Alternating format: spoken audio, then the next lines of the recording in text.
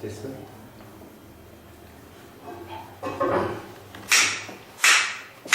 네, 안녕하십니까.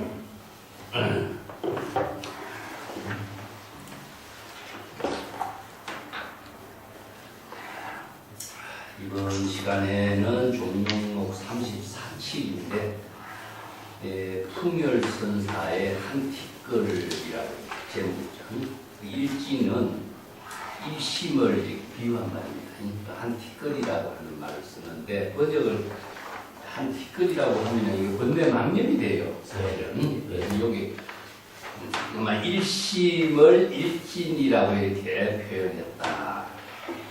그 이제 경전이나 어록에서 1이라고 하는 숫자는 항상 제1 근본, 일심을 이제 상징하는 언어입니다. 그래서 일적다, 다적이렇게 하면은 일심이 일체의 만법을 모두 포용하고 있는 거, 화엄사상의 이제 법계일상 그 경지를 이제 1이라고 하는 숫자, 제1 의제 이런 말도 쓰고 있죠. 이어서 한티끌이라고 하는 말인데 내용상으로는 이제 일심이지만은 여기에서 중국인들이 잘 이해할 수 있는 말로서 이제 중국 선생들이 일심을 일진이라는 말을 바꾸어서 쓰랬다 이해하면 됩니다. 본칙에 들어가기 앞서서 만송의 시중부터 먼저 볼게요. 시중은 적수공근에 천변만하여 수시 장무작유이나 나하 농가 상신이요 차도하라 환유 기본야무하. 여기에서 적수 공근은 적수도 이제 빈손이고 공근도 빈주먹이죠. 그래서 적수 공근은 공의 세계, 일체 개공의 경지를 이렇게 표현해요. 그래서 중국인들이 불법에서 이제 모든 법의 체계는 불교에서는 공불공, 진공묘유법인데 경전에서는 진공묘유의 법을 무의법으로 차별한다. 무일물 중에 무진장이다.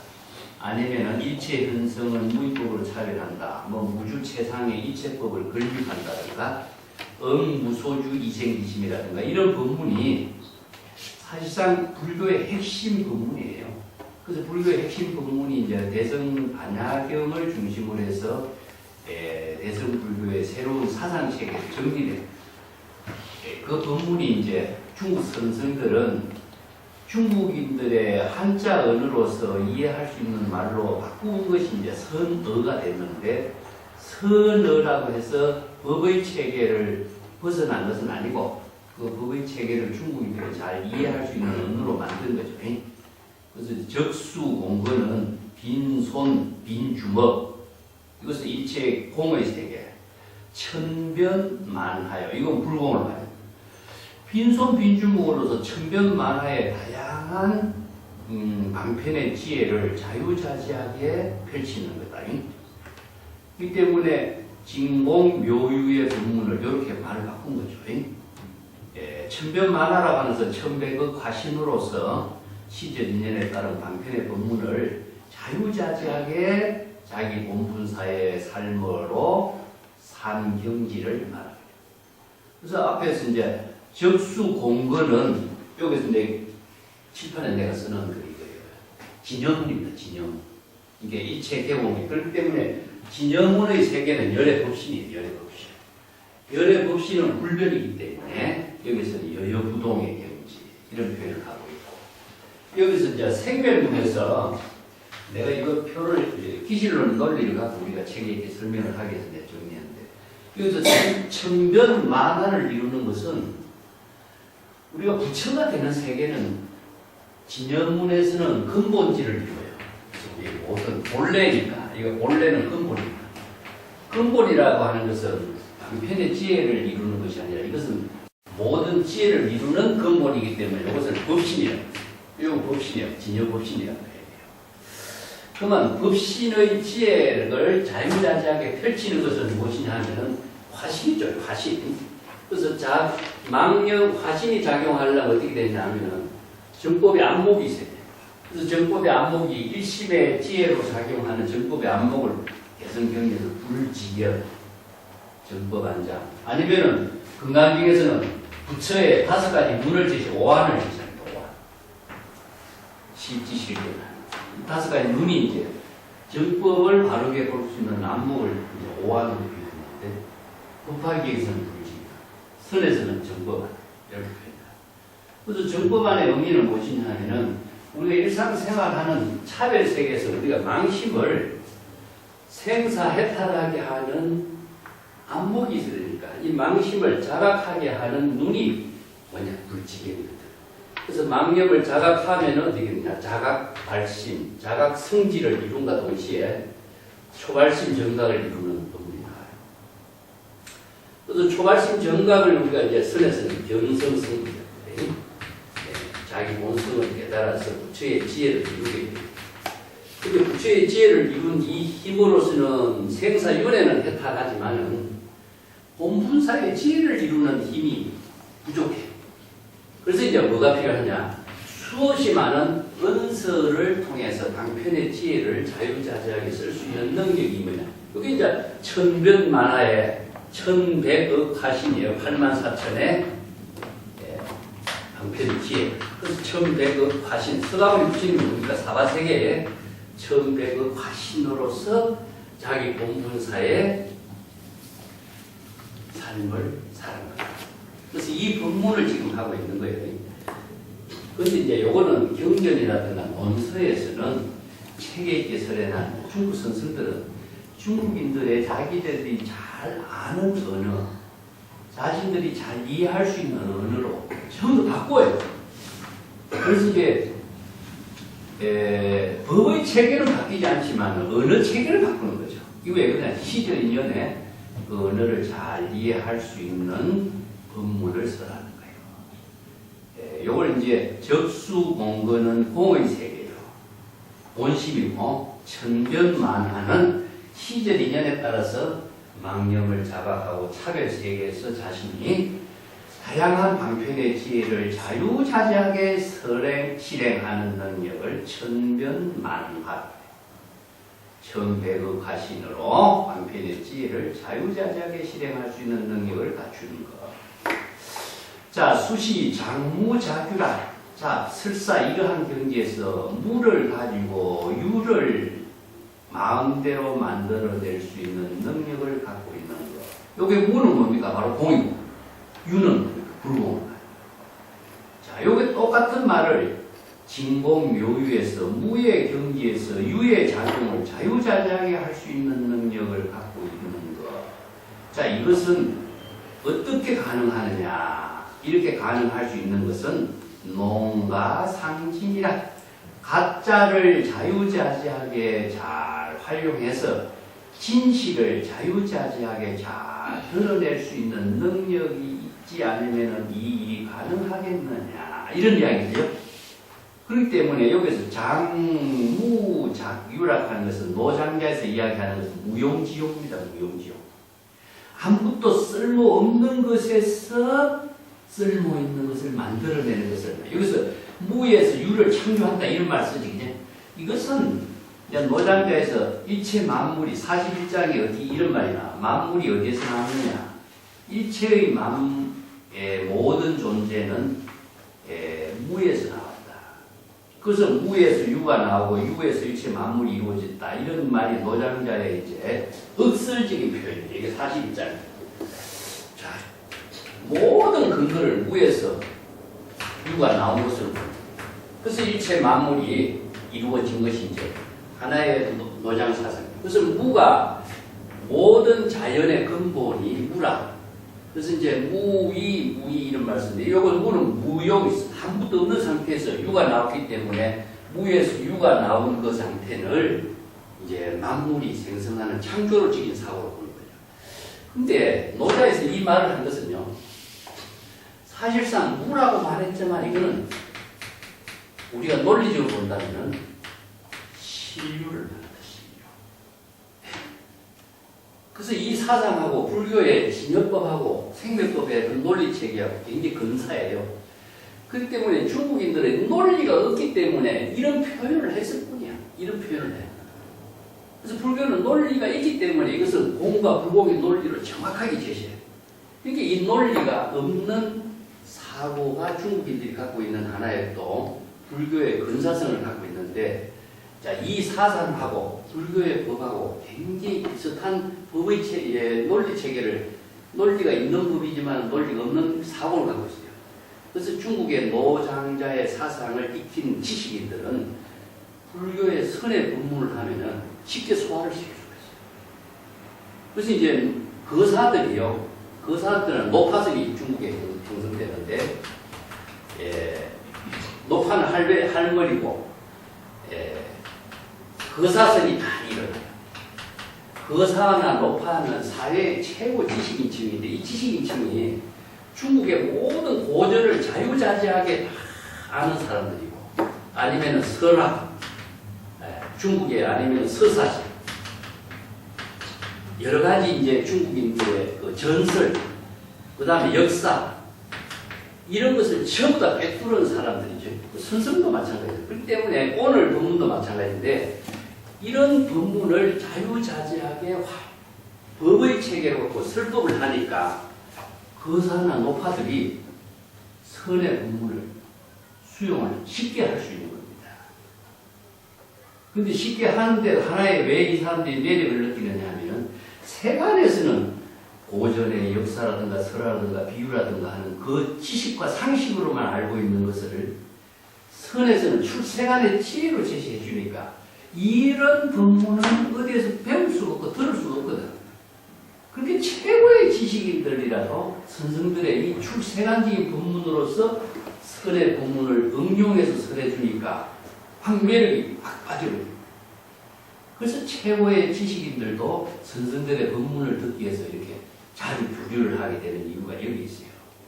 근데 이 고전을 모르면요, 이 법문을 소환하게, 중국의 고전, 설화, 역사, 서사, 이걸 모르면은 설의 법문을 이해하기가 지극히 어려운 겁니다. 이제 우리가 선 어려움을 이해하기 어려운 이유가 이런 점이죠. 자, 그런데 여기에 유무에서 유가 나왔다 하는 것은 무용지용, 무용지용이라. 아무 쓸모없는 것에서 진실한 쓸모가 있는 것이다. 이 공간이라고 하는 것도 텅 비어있기 때문에 공간으로서 쓸모가 있는 것이고, 그릇도 비어있기 때문에 그릇으로서 쓸모 있는 작용을 하는 거니. 여기 이제 무용지용의 그 사상 체계를 말하는 것인데, 여기서 불교에서 이걸 공과 불공이라고. 자신의 번뇌 망념이 다 비워진 경지, 그 가운데에서 무진장한 만물의 지혜를 작용할 수 있는 능력이라고 할 수 있는데, 이러한 경지를 실행할 수 있는 것은 어떻게 가능하느냐? 나라고 하는 말은 의문사거든요. 어떻게 이런 일이 가능하냐? 이런 일이 가능할 수 있게 한 것은 가짜를 잘 활용해서, 농이라고 하는 것은 가지고 놀란 뜻입니다. 농인데 이거 장난감을 가지고 노는 것을 농이라고 하는데, 이거 가라고 하는 것은 무엇이냐 하면은 임시방편의 모든 도구예요, 도구. 그래서 여기서는 어느 문자, 임시방편, 모든 도구를 잘 활용해서 상징이요, 진실을 잘 드러낼 수 있는, 진실된 삶을 잘 실행할 수 있는 능력을 갖추지 않고서는 어찌 이런 일이 가능하겠느냐, 이런 말이거든요. 굉장히 어려운 말이죠. 그래서 오늘 법문의 핵심은 이 시중 법문에 다 나왔어요. 적수공건은 천변만화를 이루고 무로서 유를 이루게 하는 이러한 창조적인 일을 할 수 있는 것은 임시방편의 도구를 잘 활용해서 진실된 삶을 잘 드러내 실행할 수 있는 능력을 갖추지 않고서는 어떻게 가능하겠느냐. 차도하라. 환유 기본양과. 자, 여기에서 이러한 천변만화의 진실된 삶을 자유자재하게 실행할 수 있는 능력을 펼치는 그 기본은 어떤 기본을 갖춰야 이런 일이 가능하느냐 이거죠. 여기서 기본이라는 것이 불법의 근본입니다. 이 때문에 선에서 항상 제시하는 것은 세간의 어떤 역사, 진실, 사실, 설화, 비유를 응용했더라도 그 진실은 뭐냐? 불법의 근본 대의를 토대로 해서 이런 법을 실행합니다.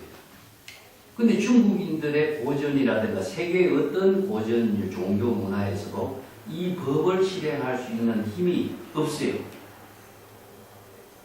자, 아무리 고전의 역사를 잘 알고 있을지라도 이 법으로서 생명을 작용하는 힘이 있어야 이 실행이 가능하다 이거죠.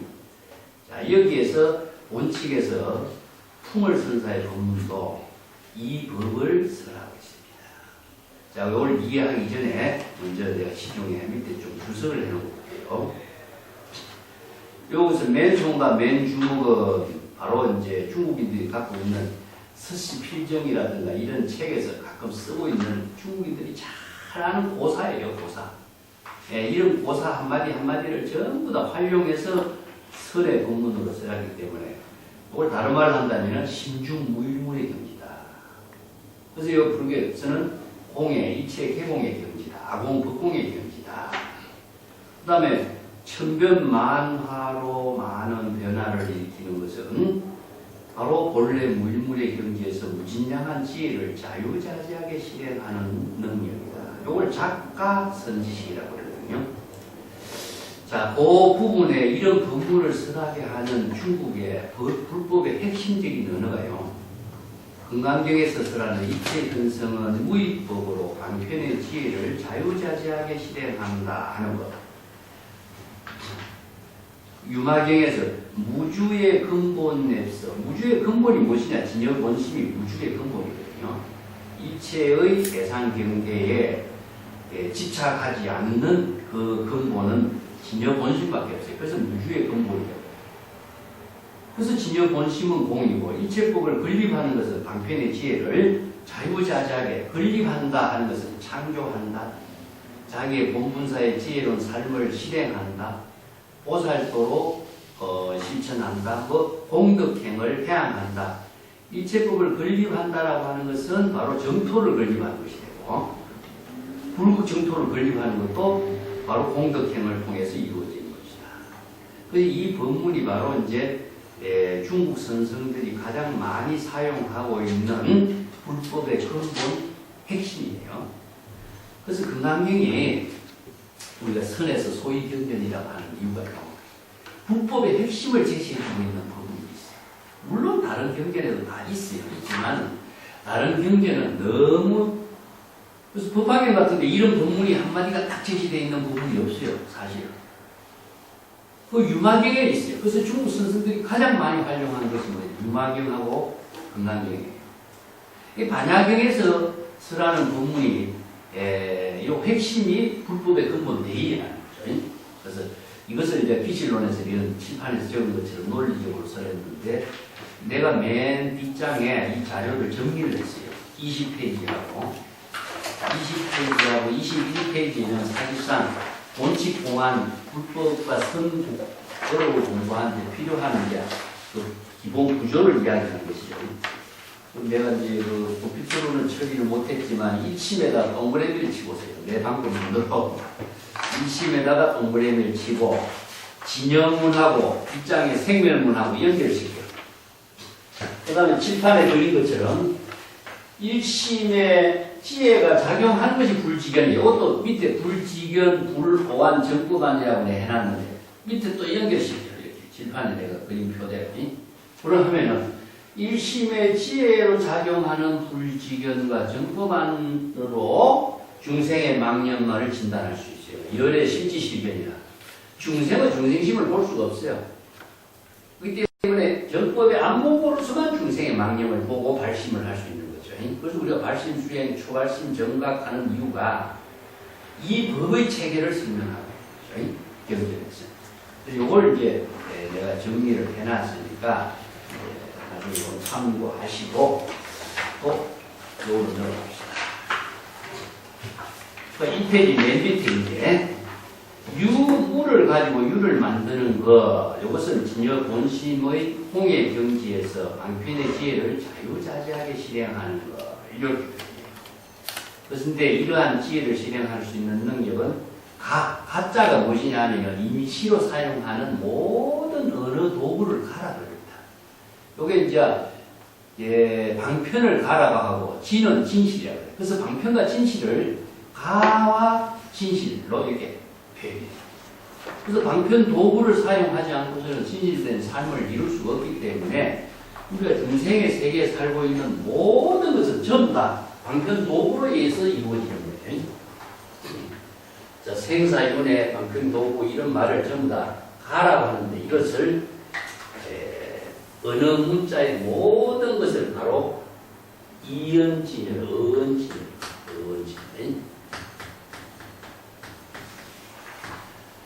언어를 빌려서, 언어라고 하는 것이 가거든요. 언어의 방편을 빌려서 진여의 지혜를 실행을 할 수 있도록 하는 것은, 이건 이제 기실론의 논리인데, 방편을 빌리지 않고서는 진여의 진실된 삶을 실행할 수가 없어요. 그래서 이걸 가를 방편이에요. 그래서 이제 우리가 일상생활 속에서 사용하고 있는 모든 언어, 방편을 빌려가지고 진실의 깨달음의 삶을 이루도록 하는 그 법문을 방편의 언어를 활용하지 못하면 진실된 깨달음의 삶을 실행할 수 없다. 이렇게 표현해요. 네, 이 법문이 시중 부분이 아주 중요해요. 그래서 우리가 불법의 전체를 경전에서나 기실론에서 써난 법문의 핵심 골격을 이루거든요. 이 골격을 그대로 옥은 이제 풍열 선사가 이 법문에서 제시했기 때문에 같이 이해를 합시다. 이 페이지는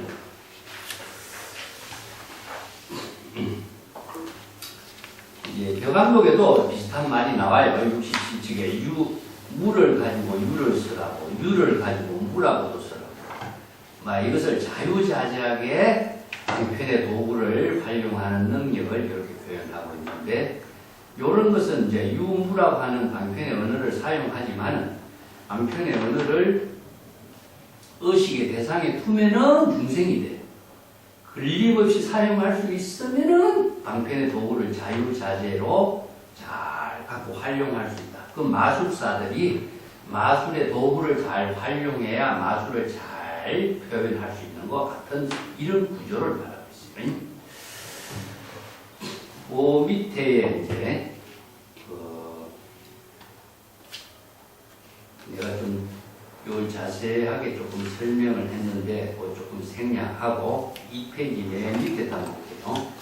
대승기실론에서 진여의 지혜는 이체의 은서를 초월한 이언진여라고 하고, 이언진여는 어느 문자가 접근할 수 없기 때문에 이걸 선에서는 분리문자로 언어도당, 심행청열, 이언진여의 세계를 이제 분리문자, 대표적으로 분리문자, 은설불급 이런 말을 쓰고, 그렇지만 그걸로서는 우리들의 일상의 차별 세계에서 우리들의 삶을 이룰 수가 없어. 그래서 삶을 이루게 하는 것은 언어 문자의 방편 도구를 자유자재하게 활용할 수 있는 능력이 있어야 된다. 이게 바로 어언진여라고 해요. 언어를 빌려서 진실이 된 진여의 지혜를 실행할 수 있는 능력을 갖추지 않으면 안 된다. 자, 이게 불교의 모든 경전의 본문이 그렇습니다. 그래서 여시, 설법, 여시, 아문도 전부 다 언어를 통해서 이루어져 있어요.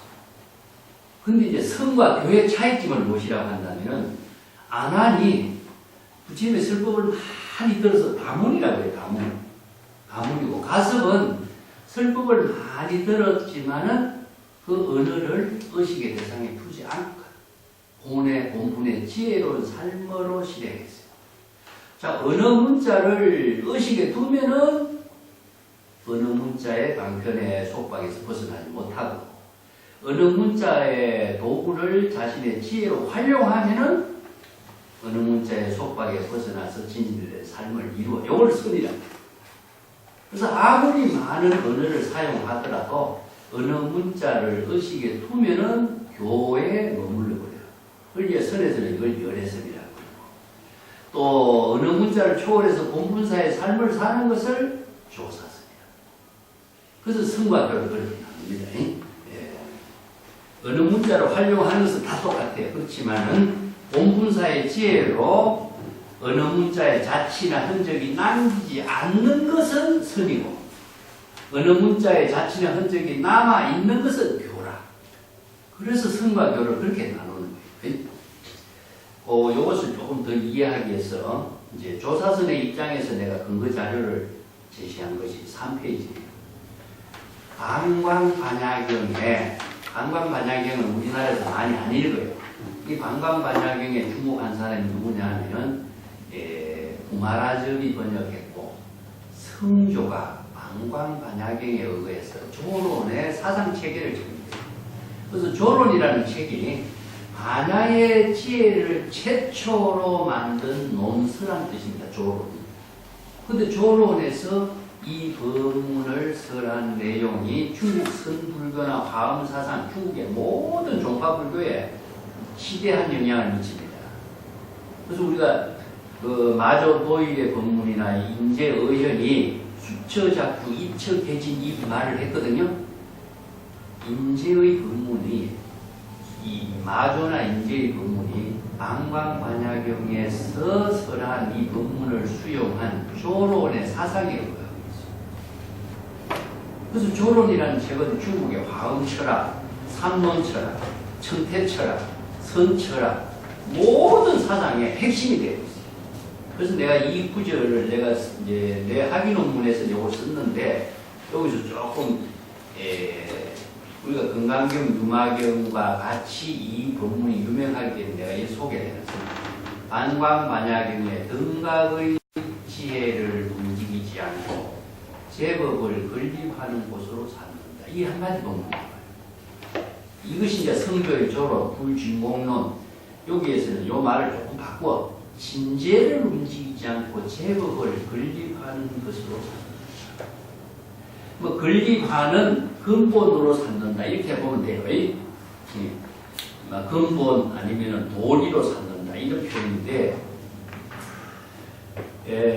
이것이 바로 이제 촉사이진이라는 말을 써요. 촉사이진.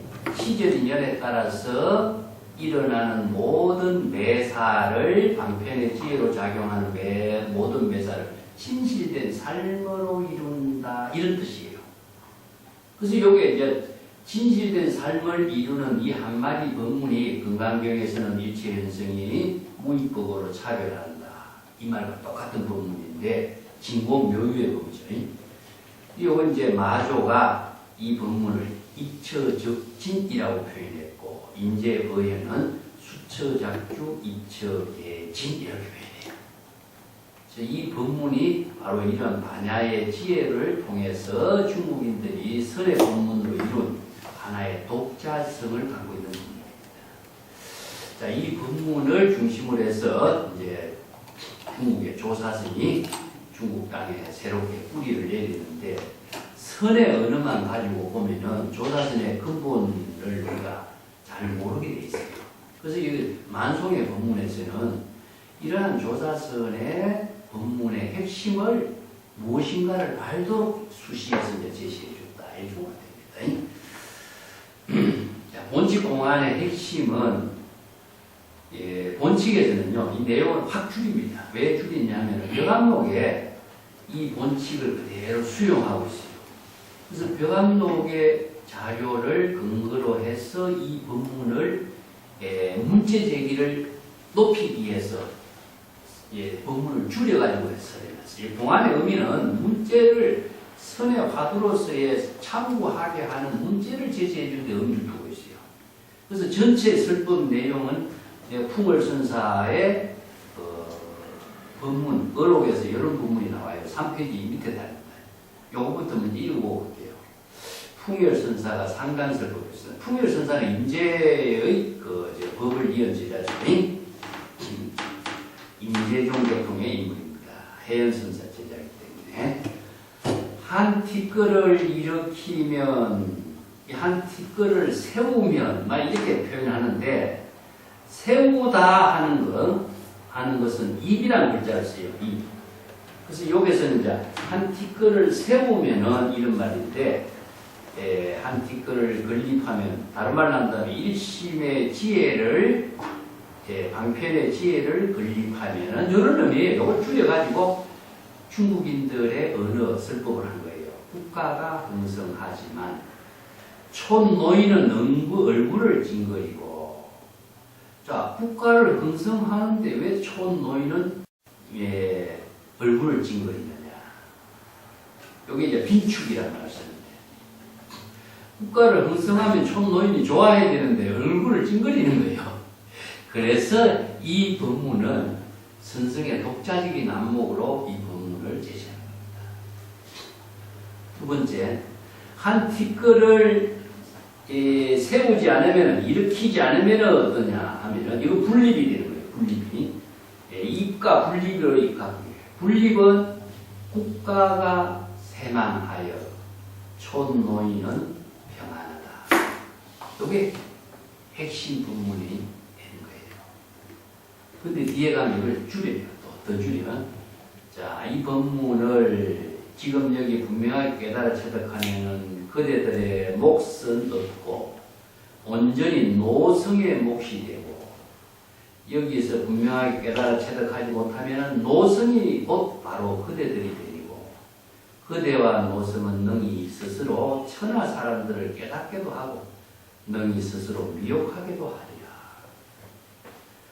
하리라. 그대들은 알겠는가? 그리고 선사는 왼쪽으로 손뼉을 한번 치며 지금 여기 나의 본분사의 살림살이가 바로 이것이다. 노성의 본래 면목을 알고자 하는가. 그리고 오른쪽으로 또 손뼉을 한번 치며 지금 여기 나의 본분의 살림살이가 바로 이것이다. 이렇게 말한 것이 이 원칙 공안 전체예요.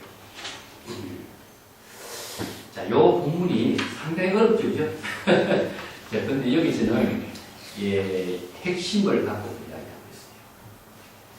이것은 이제 국가가 흥성하거나, 국가가 쇠망하거나 이 두 가지 문제를 제시했는데, 여기서 국가를 쇠망하는 것은 무엇이냐 하면 여기다 펼쳐요.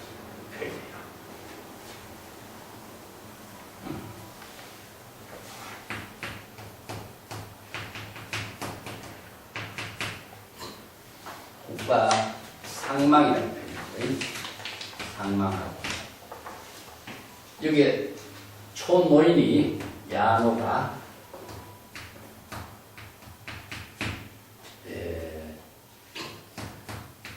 안척으로 마음이 평안한 상태예요.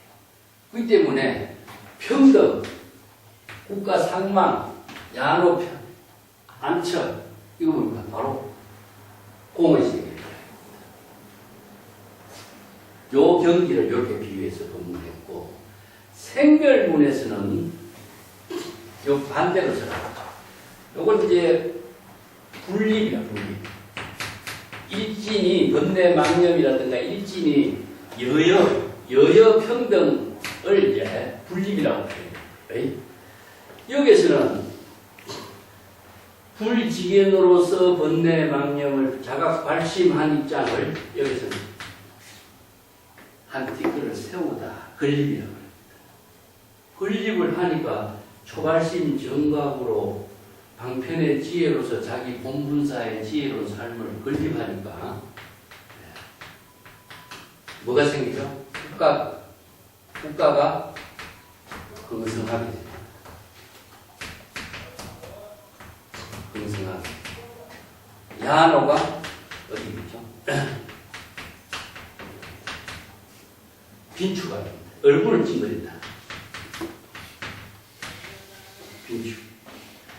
그래서 이 말을 왜 썼을까 하는 거죠.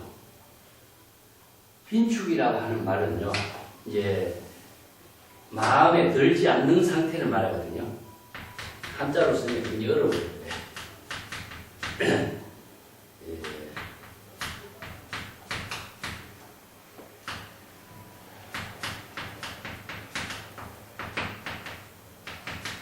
빈축이란 말은 얼굴을 찡그리다 이런 뜻입니다. 이 마음에 들지 않기 때문에 얼굴을 찡그리는 거예요. 이 말을 왜 썼을까? 자, 이건요, 불지견으로 중생심의 망념을 판단합니다. 그래서 번뇌 망념이 일어나게 된 것은 차별의 세계를 말이에요. 그래서 차별의 세계에서 노인네가 번뇌망념이 일어난 것을 자각하는 것을 빈축이라고 생각합니다. 그죠? 망념을 자각하지 않으면 망념에서 벗어날 수가 없죠. 그죠? 그래서 국가를 형성하는 것을 이걸 비유하는 거예요. 한 티끌이 일어나면은 국가가 형성하는데 촌노인은 얼굴을 찐 겁니다. 이런 비유법을 써갖고 이 논문을 한 거죠. 내용을 이제 앞에서 이걸 전체를 다 하려면요, 천동경지선사 개성까지 다 봐야 이것이 나와요. 전체적인 구조만 먼저 이야기하고 넘어갈게요. 촌노인 이야기를 많이 등장한 것은 겨강가라고 하는 것이 4페이지에 내가 써놨는데, 요순 시대에 노인네가 황제가 누군지 임금이 누군지 관계없이 시절 이년에 편안하게 자기 본분사의 삶을 사는 것을 겨강가. 겨강이라는 것은 나무 지팡이를 땅에 비틀이면서 홀로 흥겹게 노래 부른다는 뜻입니다. 땅을 치고 노래 부르는 것인데, 농부가 들에 나가서 도구, 나무 지팡이를 쥐고 노래 부르고 편안하게 사는 모습입니다. 아침에 나가고 일하고 우물 파서 물 마시고 밥 갈아 주세고 황제 언덕이 누군지 난 관계없다 나하고는. 이걸 이제 겨강가의 천하태평가로 이렇게 표현하고 있는데, 무슨 참고로 제시하고 원칙으로 봅시다. 풍일선사에 대해서는 우리가 앞에 종영록 29층에서도 풍일선사와 철우의 법문했죠. 풍일선사는 참 차원이 높은 법문을 했어요. 이렇게. 그래서 이제 선생들이요, 남의 말을 필요하고 법문하지 않습니다. 자신이 불법의 이 체계를 가지고 자신이 중국의 고사 역사를 가지고 잘 활용해서 쓰라는 거죠. 그래서 독자적인 안목과 독자적인 방편의 지혜를 자유자재하게 써서 설법을 하니까 사람들에게 그 시대에 맞는 선법을 펼친 거죠. 자, 오칙에 갑시다. 근데 오칙에는, 이 본칙에는 굉장히 줄였어요. 풍열선사 수어응호대 양립일진의 가국흥성료. 풍열선사가 수어, 이 대중에게서 이제 상당설법하는 한 티끌을 만약에 세우면은 건립하면은, 한 티끌을 내가 뭐라 해서 일심이라고 했습니다. 일심의 지혜를 건립하고 하면, 일심의 지혜를 건립하는 것이 불지견으로 번뇌망념을 자각하는 거죠. 자각해서 자신이 일심의 지혜를 창조하는 것, 이걸 국가가 형성하고, 여기 국가라는 말을 여기서 필요했잖아요. 불국토입니다. 불국토. 자기 본분의 집, 불국토, 정토를 건립하는 것을 표현해요. 국가를 형성하게 되고. 또 뒤에 구절부터 먼저 볼게요. 원문을. 뒤에 구절은 무엇이냐? 7페이지. 분립일진이면은 가국이 상망이다. 한 티끌 일심의 지혜를 건립하지 않으면은 국가가 상망이다. 이게 국가가 쇠망하게 된다. 이런 반대로 표현하는 거죠.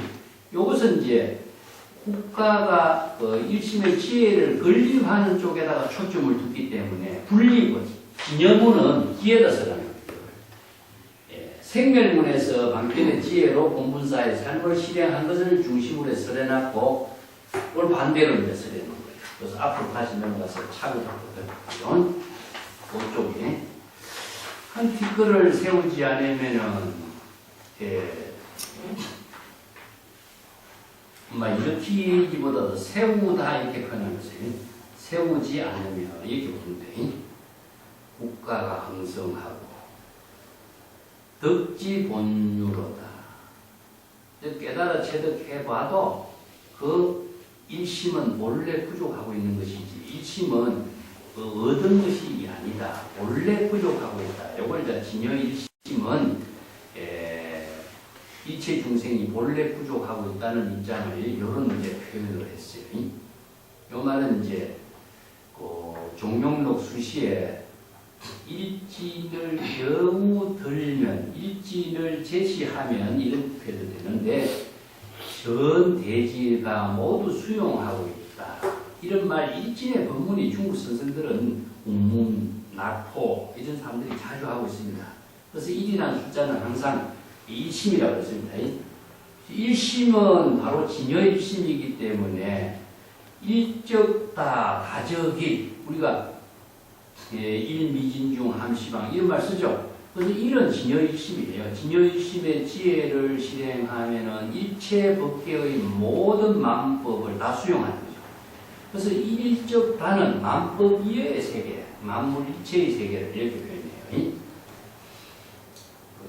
이 법문들은 일진의 법문들이 낙포 이전에도 뭐 여러 선생들이 많이 법문을 했는데 풍월 이전에도 풍월 선사는 일진을 국가를 형성하는 법문으로서 독자적으로 설해놨다. 이렇게 이해를 합니다. 그 6페이지 합니다. 내가 여기에서 5페이지와 6페이지 자료는 환경에서 설하고 있는 일적다, 다적이, 일미진중, 함시방 이런 이제 법문들의 내용을 일진에 대한 언어를 표현하고 있는 것을 비유해서 이해할 수 있도록 설명을 좀 해놓습니다. 6페이지에 가면은 위에서 환경의 법문 한번 봅시다. 하나가 곧 일체라는 사실을 알고 일체가 곧 하나라는 사실을 안다. 이게 이제 일은 일심이고 일체는 일체 만법을 말해. 그래서 일적다 다적이 이렇게 씁니다. 여기 이제 신심행도 이런 법문을 그대로 쓰고 있는데 왜 이것을 불교의 유물론이기 때문에 유심의 철학이기 때문에 물질로 이걸 이해하는 겁니다. 근데 번역하는 사람들이요, 물리학자라든가 이런 사람들이 불교를 공부하는 사람들이 전부 다 물리적으로 이걸 해석해버려요. 물질적으로 유물론적으로 해석해요. 이건 큰 사고가 일어납니다. 유심으로서 불교의 모든 사상, 법문, 철학은 유심의 사상 위에 이야기입니다. 그래서 정토라고 하는 것도 유심의 정토지 실제의 정토가 아니고 불국토도 유심의 불국토이지 실제한 불국토가 아니에요. 그런데 많은 사람들이 뭡니까? 실제하는 불국토로 다 상정을 해버려요. 여기에서 이제 불교가 외도로 바뀌어버리는 거죠. 이런 문제가 불교의 근본 핵심이 무엇인가를 알지 못하면서 생기는 부작용이 뭐냐? 불법의 대의라는 겁니다. 앞에서 이런 법문을 설할 수 있는 근거는 무엇이냐 이겁니다. 이거 바로 불법의 대의를 알지 못하고 이 법문을 설할 이런 법문은 나오지 않는다는 이야기인데 불법의 대의가 바뀌니까 없으니까 전부 다 바뀌어버립니다. 유물론이 유심론이 유물론으로 바뀌어버립니다. 그래서 공의 법문이 실제하는 법문으로 바뀌는 거죠. 자, 이게 우리가 불법 공부에서 불법의 대의를 알지 못하고 불법 공부를 해온 하나의 부작용이다. 번역도 마찬가지고 이런 문제가 나오죠. 그래서 당나라 시대 이만근 이야기 내가 가끔 했는데 이만근이라는 사람은 수재 중에 수재다 이렇게 해서 만권의 책을 읽어서 그 당시에 최고의 지식인으로서 이제 주목받았겠죠. 이분이 이제 백낙천하고 귀종선사, 마조의 제자 귀종선사를 찾아갑니다. 그래서 내가 책은 다 읽어봤는데 유마경의 부사의 품에서 수미산이 겨자씨 속에 들어가고 대해의 바닷물이 한 트럭 구멍 속에 들어간다는 말은 내 이해할 수 없다. 이 말이 도대체 무슨 말이냐? 자, 유물론으로 이것은 절대 이해가 안 되는 겁니다. 그러니까 이제 이만권이 그때는 만권의 책을 다 읽었던데 만권 책 어디로 다 같이 이렇게 읽는 거죠. 이게 만권의 책을 읽은 마음에서 만권의 책을 읽은 것이거든. 만권의 책을 내가 다 수용한 것이 아니다. 이게 이제 불교의 무심 철학이 불법의 본질인데 책을 가지고 바닷물을 가지고 한 트럭 속에 집어넣는 것 이걸 상적 상임이라고 하지 않습니다. 자, 여기에 해오란 말이 있어요. 해오. 이게 이제 조동종 철학에서 아주 중요한 말인데 전의와 편의가 해오한다. 체와 용이 일체가 됐다. 선정과 지혜, 공과 불공이 해호, 이걸 다른 말로 하면 아까 얘기했지만 상음, 불이. 그래서 정의 일치. 이 경지를 해호라고 하는데, 불의의 경지를 이루는 것은 어디에서 이루어지느냐 하면 일심에서만 이루어져요. 그래서 일심으로 이루어지는 것은 불교에서 이걸 화합이라고. 이걸 화쟁, 원효의 화쟁 사상입니다. 이걸 말하고 있어요. 화쟁이다. 이걸 이제 통섭입니다. 그래서 요즘에 물리학자들이나 이게 통섭 사상을, 원효의 통섭 사상을 많이 수용한 이유가 이거예요. 그래서 이제 통섭하는 것은 일심으로 통섭하는 것이지 물질로서 통섭이 안 돼요. 이것을 이제 상적.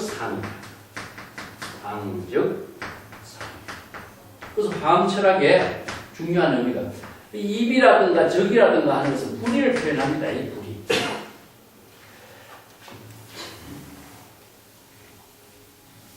자, 여기에서 이게 물질과 물질의 불의가 가능하겠어요? 절대 불가능합니다. 그렇기 때문에 불교에서 이야기하고 있는 것은 유심사상으로서 이루어집니다. 우리의 오직 마음의 작용에 의해서 불의의 경지를 이루어서 이게 해호한단 말은 굉장히 어려운데 상응이라든가 이런 말을 조동경 철학에서는 해호라는 불의의 묘용으로 이루어진 것을 표현해요. 그렇기 때문에 유심의 정토를 건립하는 것이고 유심의 불국토가 건립되는 것이고 이것을 이제 도량 청정모해 도량을 건립 보리 도량 청정한 도량 이것을 건립한다는 말을 쓰는데 도량을 어떻게 건립해요? 불국토를 어떻게 건립하겠어요? 바로 일심의 지혜가 작용하는 그 경지가 불국토를 건립하는 거죠. 그래서 이제 여기에 이만근이라는 사람이 기종선사의 이 법문을 듣고 자, 물질로 이해할 수 없는 세계를 유심으로 이해하니까 새로운 별천지를 체득한 거예요. 그래서 이제 중국에 아무리 많은 지식인들이 지식으로 알고 있는 한계를 유심의 법으로서 깨달아 체득하는 지혜를 제시해 주니까 사대부들이 불법에 완전 매료돼요.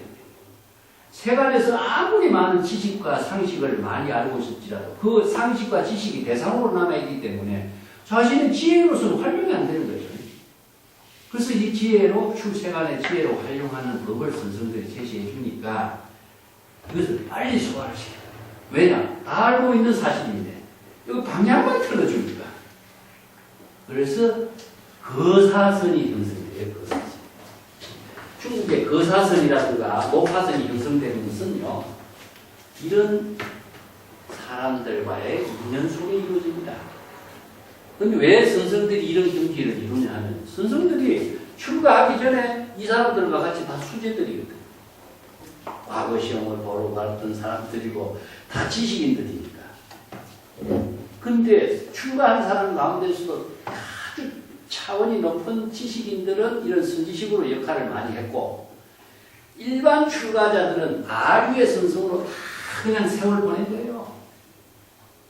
그렇기 때문에 한 스님이 법문하면은 수행자 1500배 중에 모여도 15일 이전에 묻지 않겠다. 15일 이후에 대해서 한마디 제시하려고 하면 아무도 대답을 못하는 거예요. 그 법문을 자신이 소화를 못 시키는 거예요. 그러니까 아주의 선생들은 분위기에 맞춰서만 수행하는 거예요. 그래서 독자적인 안목을 갖춘 사람만이 선의 세계에서 독자적인 지혜를 제시하고 선지식으로서 어느 시대든지 역할을 했다. 이렇게 볼 수가 있는 거예요. 근데 여기에 거사들이 등장하는 사람들이 이 보통 사람들이 아니잖아. 그 약산 무엄선사를 찾아갔던 이고 같은 사람. 그 서경에 있는 말을 법문해요.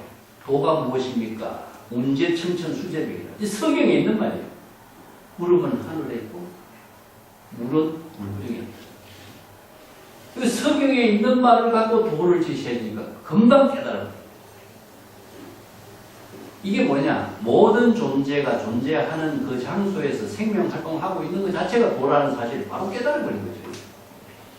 그렇게 해서 선문답이나 거사들과의 대화가 이루어져요. 그걸 고사를 모르고 서사시를 모르고 시를 모르는 사람이 이건 발길을 못 알아듣는다 그래요. 그래서 중국 사람이 시인이 아니면 시를 논하지 말라는 거예요. 그래서 쓰는 거예요. 자, 이 풍월하상의 본문도 이런 이제 많은 고사를 여기다가 이제 제시해서 이 본문을 쓰라고 있다. 이렇게 보면 됩니다. 뒷장에 넘어갑시다. 뒤쪽에 이제 이 건립과 분립을 갖고 이야기했어요. 그래서 한 티끌을 내세우지 않으니 번역으로는 이렇게 해놨어요. 나라가 쇠망한다. 한 티끌을 세우지 않는다는 것은 본래의 입장을 말해. 본래 여여의 입장입니다. 항상 본래 여여의 경이니까 번뇌망념이 일어나지 않는 상태를 한 티끌을 세우지 않으면 국가가 멸망한다. 국가라고 하는 것이 멸망한다는 것은 국가라고 하는 차별 대상 경계가 없다는 이야기입니다. 사실상 우리가 국가라고 하는 것은 어디냐? 차별 세계에 있어요. 번뇌망념, 불국토, 깨달음의 세계가 차별의 어느 문자로서 우리가 제시하고 있는 세계입니다. 그렇기 때문에 쇠망한다라고 하는 것은 차별 경계가 없는 세계이기 때문에 공의 세계예요. 그래서 이런 본문을 어느 문자, 국가, 불국토, 깨달음, 도리, 열반 이것이 어디 있어요? 바로 우리가 차별, 분별하는 방편의 언어의 속에만 있다 이겁니다. 국가라는 것도 마찬가지죠.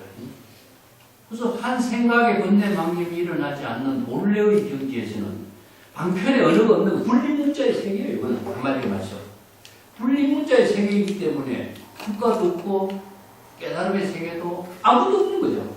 그걸 지금 한 티끌을 내세우지 않으면은 가구 상망이요.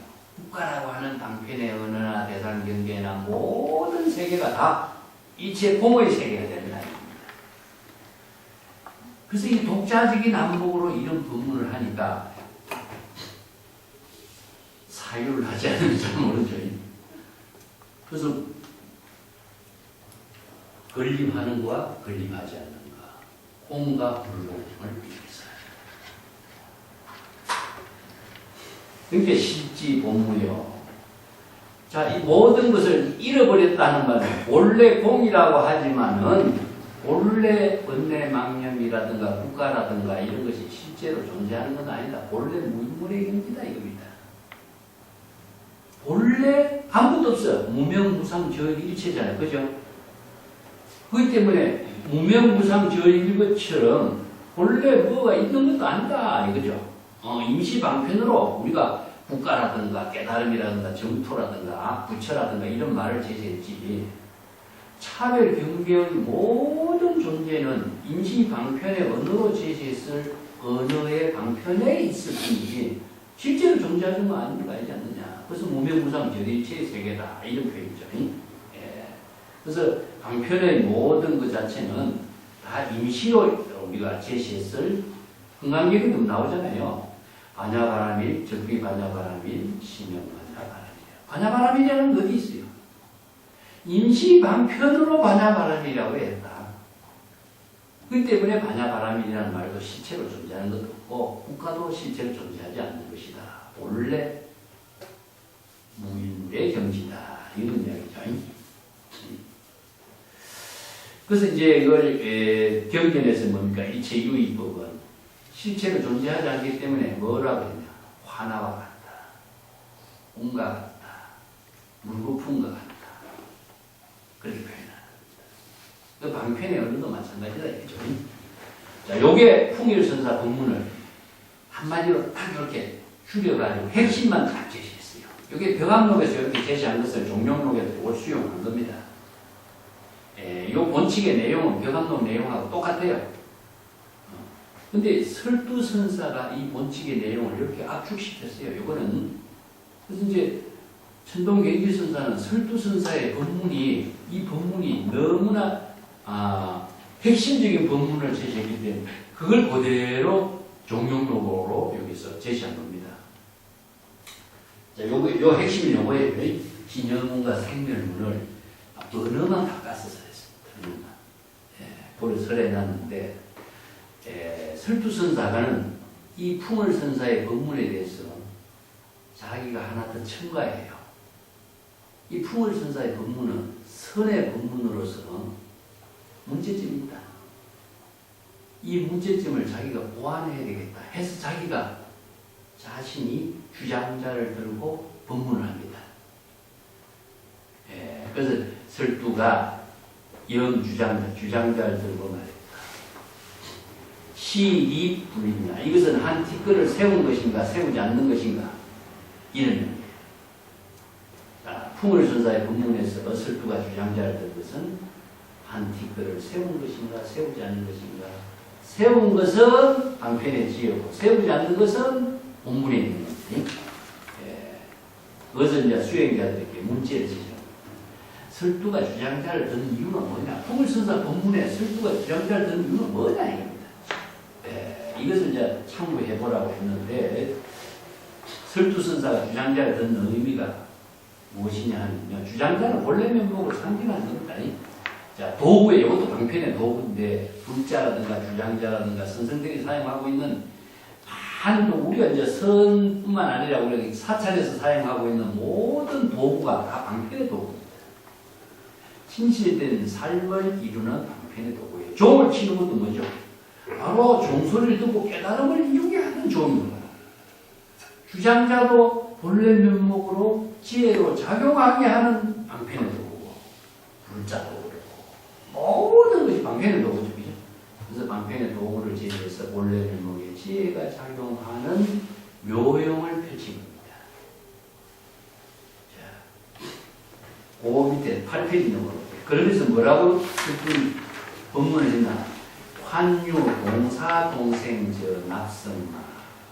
이 주장자를 제시한 본래 면목과 함께 죽고 함께 살 수 있는 납성이 있는가? 자, 여러분들 가운데 나와 같이 이 주장자 본래 면목의 지혜와 같이 생사를 본분사의 삶을 실행할 수행자는 있는가? 이런 뜻이죠. 내가 주장자를 대지한 것은 자, 풍월선사가 한 티끌을 세우고 세우지 않는 문제를 가지고 불법의 핵심을 설했다. 그렇지만 풍월선사의 법문은 본래 면목의 지혜를 작용하는 그 본분사의 묘용이 빠져있다 이겁니다. 본분사의 지혜를 실행하는 법은 설해놨어요.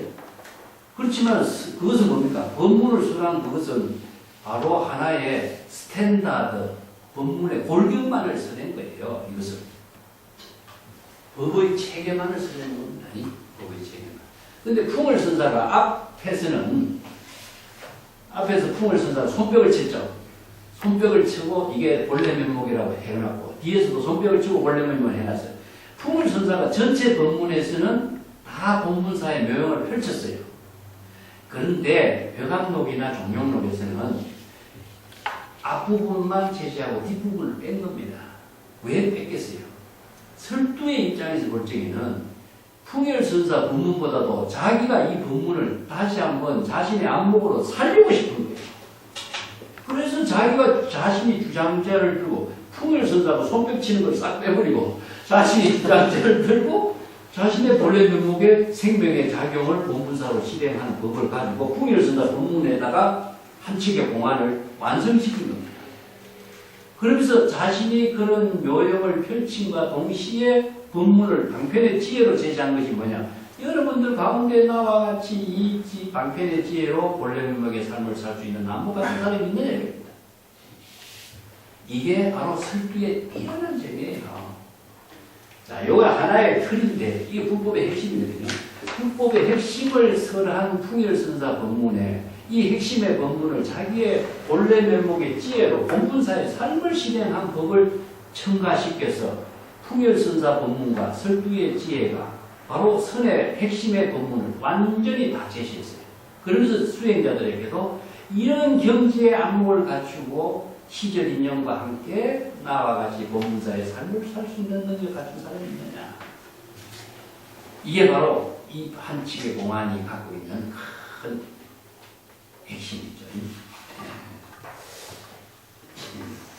부도 무지 시소로다. 이 한마디는요, 그런 수행자가 없는 것은 아니다.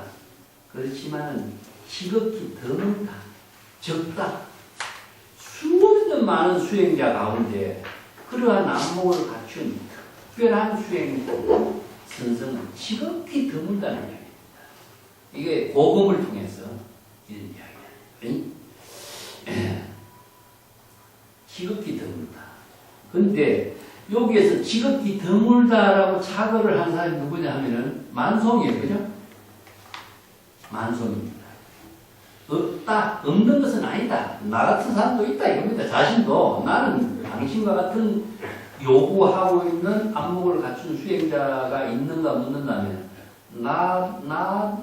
나도 당신과 같은 경지의 안목을 갖추었다. 이런 표현을 이렇게 표현합니다. 없는 것은 아니다. 지극히 드물다. 이런 이야기입니다. 그래서 만송이 천동갱지선사가 그런 안목을 갖추었고 나도 당신이 요구하는 이상의 능력을 갖춘 사람이다. 그래서 드물다라고 하는 내용에 천동이 들어있고 만송이 들어있습니다. 이 차어가 이런 아주 미묘한 그 표현하지 않으면서도 그 속에 내포하는 힘을 지니고 있어요. 예. 자, 예.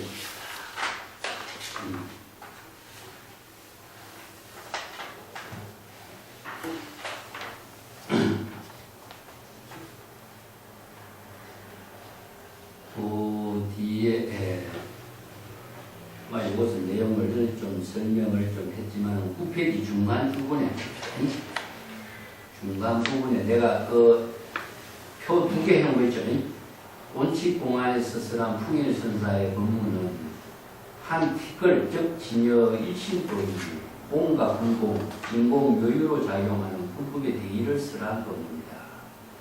설두선사는 진여 일신법이 향상과 향하, 화주와 방행이 시절 인연의 자기 본분사에 의해서 지혜로 실행하고 일체 언설의 방편, 자치, 흔적도 초월해야 한다는 입장입니다.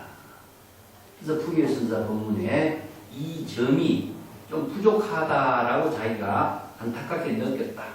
그래서 이 자기가 이 부족한 점을 보완하면서 이 공안의 궁극적인 귀결처를 주장자를 들어 불성의 전체 작용으로 설했다. 그래서 설두선사가 주장자를 제기하는 것은 불성의 전체 작용을 실행한과 동시에 본래 면목의 지혜 작용과 함께 동생동사하여 시절 인연에 따른 본분사의 삶으로 해양하는 그런 모습이고 또 그러한 수행자들에게 제시하고 있는 방편지혜의 법문입니다. 이 두 가지를 다 갖고 있습니다. 그 점이 이제 설두선사의 법문의 핵심이다. 자, 평창으로 한번 좀 시켜봅시다. 만송선사가 본칙공안에 다음같이 해설했다. 설두중현선사가 풍일선사의 법문의 주장자를 제기한 의미는 하나의 티끌을 세운 도리에 있다고 하면서 다음같이 개성을 높였습니다. 요거는 벽암록에 그런 거예요. 벽암록에 똑같은 공안이 있어요. 공안이 있는데 벽암록 61칙에 있는데 설두중현선사가 여기에 천동갱지처럼 자신이 이 공안에 대해서 어떤 개성이 돼요. 시골노인이 설사 찡그린 쌀을 펴지 못했지만 국가의 웅대한 기틀을 건립하고자 도모한 것이다. 지모 있는 신화와 용맹스러운 장수들은 지금 어디에 있는가? 자, 여기에서 국가를 건립한 것은 시골노인이 찡그린 이마살에 뭐라고 했죠? 아까 불지견으로 차별 경계에 떨어진 것을 발신, 수행, 자각한 것이죠. 자각했기 때문에 바로 자기 본분사에 걸림합니다. 그래서 이제 국가를 형성한다는 해서 불국토를 정립하는 능력을 부족했다. 그래서 국가의 웅대한 기틀을 건립하고자 도모를 했다 하는 말은 불국 정토를 건립했다는 거예요. 지모 있는 신하와 용맹스러운 장수. 이 지모는 뭡니까? 바로 지혜.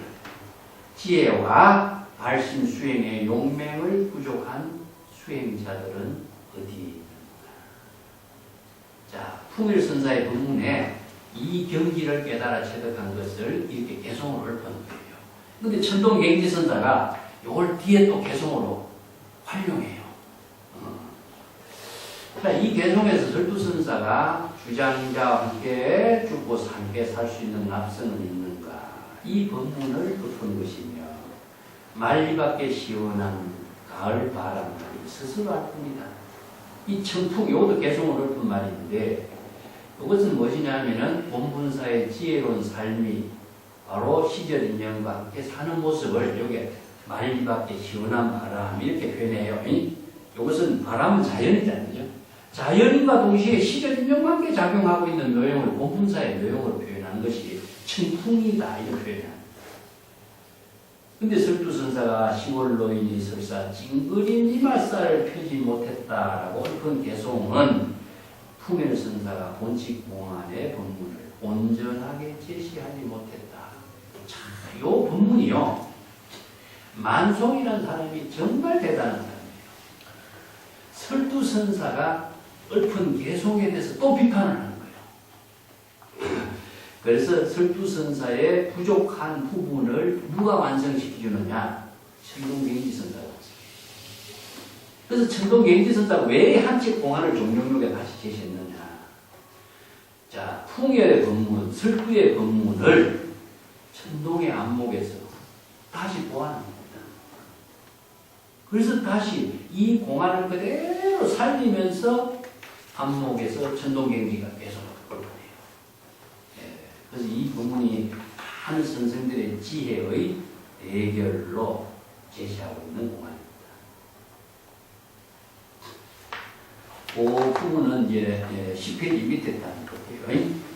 만송선사가 설두선사는 시골 노인이 설사 찡그린 이맛살을 펴지 못했다라고 읊은 개송은 본칙에서는 풍일선사가 쓰던 이 공안의 선문답을 완전하게 제시하지 못한 것이라고 표현한 겁니다. 그렇기 때문에 설두가 주장자 법문을 가지고 자신의 법문을 여기다 보완한 거예요. 자, 국가를 형성하고 촌노인이 빈축하고 하는 일면은 풍일선사가 쓰는 본칙 공안에 대한 법문의 진리를 제시한 것이라고 할 수 없다.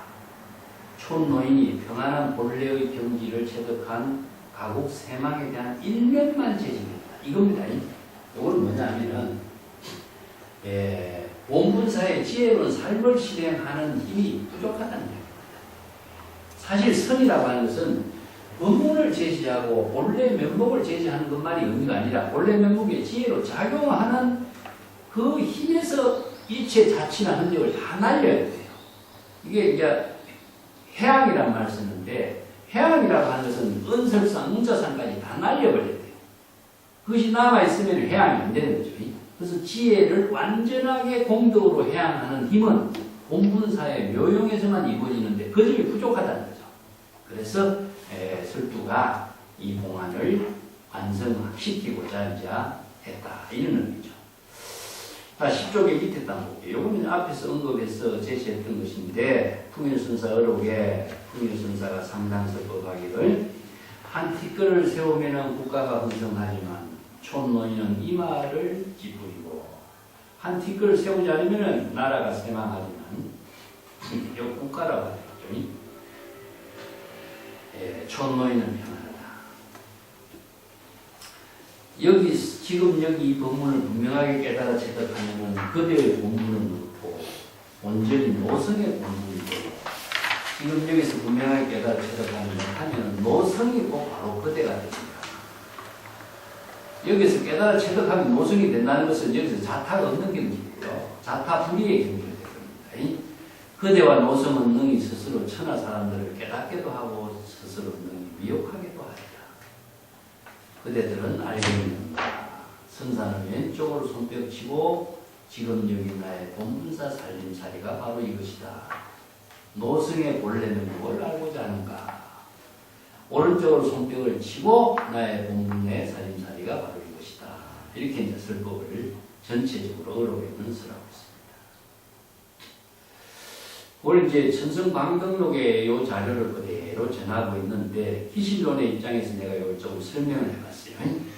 진여일심을 진여문 생멸문으로 나누어 설해볼 때에 진여문은 일체 개봉이 되는지 국가가 쇠망하고 촌노인이 안심하는 진여본심이고 중생심의 생멸문에서 정법의 안목이 있는 선지식이 중생심의 번뇌망령으로 생사에 윤회하는 신병을 진단하고 방편의 지혜로 생사해탈하고 불국정토를 건립하는 것은 건립이라고 해요.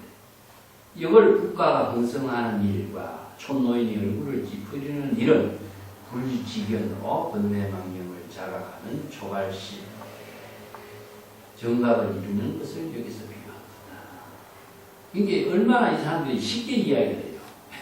우리가 지금 한문으로 보니까 어렵지만 그 지식인들에게 설하는 부분은 너무나 쉬운 거예요. 이게 그 사람들에게.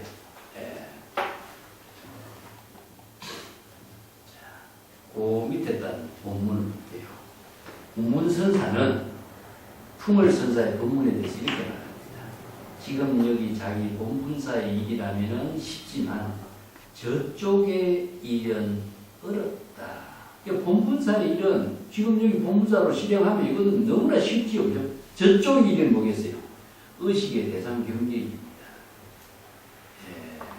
의식의 대상 경계의 일은 바로 전부 다 중생심으로 떨어지기 때문에 이건 어렵다. 생사윤회에 타락하는 일은 어렵다. 그래서 쉽고 어렵다는 말을 쓰는데 쉽다라고 하는 것은 자기 스스로 자유스럽게 하기 때문에 쉬운 거고 어려운 것은 뭡니까? 자기 스스로 자유스럽게 하지 못하기 때문에 어렵다는 거는 이렇게 표현해요. 참 재미나겠군요. 예.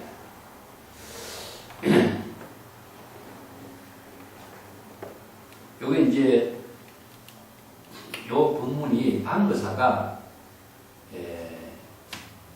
쉽고 어렵고 이런 본문을 합니다. 자유자재로 하는 것은 쉽고 자기 마음대로 하지 못하는 것은 뭡니까? 자기 마음대로 하지 못하는 것은 어려운 거예요. 이게 다른 사람의 마음을 내가 마음대로 하지 못하는 건 어려운 것이고 자기 마음대로 할 수 있는 것은 쉬운 거지. 그래서 이 쉽고 어렵다는 말을 그렇게 표현하는 거죠.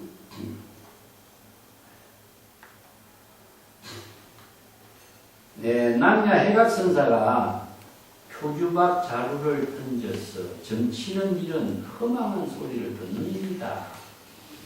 참 이건 이거 중국의 그 속담에 있는 말인데 이거 뒤에 내가 고사를 써놨습니다만 중국의 표주박을 던져서 점치는 일이 참 재미난 이야기 있어요. 표주박을 물 위에다가 던지면 물 위에 뱅글뱅글 돌잖아요. 그치? 근데 표주박 자루가 멈추면서 자루가 가리키는 사람이 하는 소리를 듣는 것을 이렇게 허망한 소리, 이 이야기예요. 이걸 점치는 이야기예요. 그런 이제 그 점치는 그 중국인들의 그 고사가 있는데 속담인데 그걸 갖고 인용하고 있습니다. 예, 만송선사가 이 평을 뭐라고 했느냐면은 운문선사는 화살이에다가 화솔촉을 더했고 낭야선사는 뒤통수에서 말뚝을 뽑아낸 겁니다. 자, 화살촉에 화살촉을 더하는 것은 향상의 법문이다 이거죠. 그 다음에 뒤통수에서 말뚝을 뺐다 하는 것은 바로 이제 그 중생의 망령을 제거해 주는 일이다. 이 또한 한 티끌을 세우느냐 티끌을 세우지 않느냐에 따라 나라가 흥성하기도 하고 쇠망하기도 하는 도리이지만 그 실제 중심은 손잡이에 어찌 일찍 조금이라도 움직이는 일이 있을 수가 있겠는가. 이거 중심수자란 말이 나와요. 이 중심수자라고 하는 것은 뭐냐면 맷돌에 박혀있는 손잡이를 중심수자라고 해요. 그 뒤쪽에 넘어가 보면 중심수자에 대해서 내가 어디다